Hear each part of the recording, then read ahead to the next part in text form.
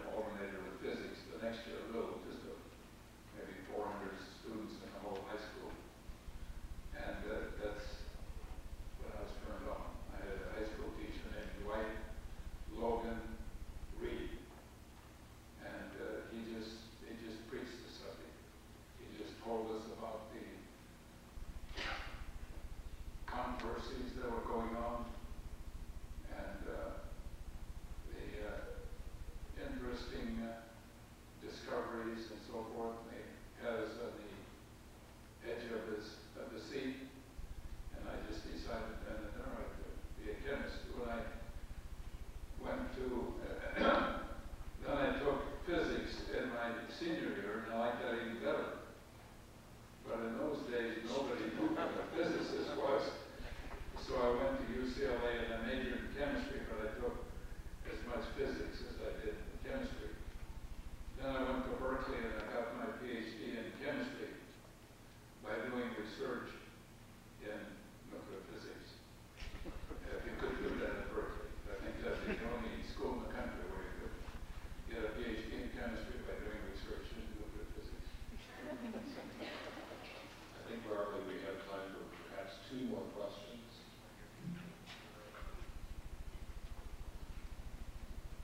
Dr. Seaborg, I've often wondered what goes on in the mind of a scientist of your caliber in the first few moments after a major discovery is made. Could you recall perhaps how you felt in those first few minutes after you discovered the first strain of enrollment?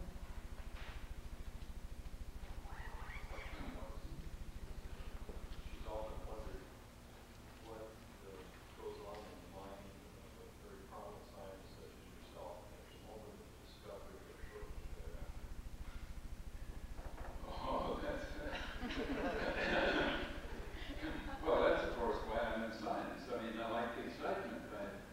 I like the thrill that just comes from discovering something that nobody else had known about before.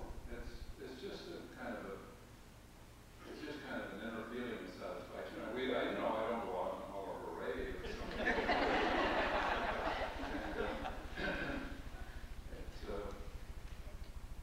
It's just a good field to be in. I mean, all of my life, I've been paid for doing what I want to do. Can you beat that? See, all my life, I go to work, in the office, lab, wherever it is, do whatever I want to do all day long, and I get paid for it.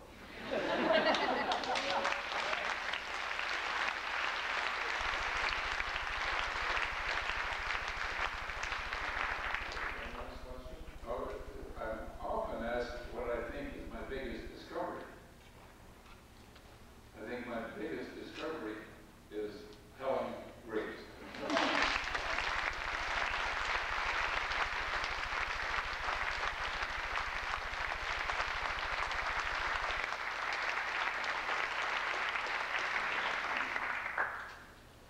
Okay, is there one more?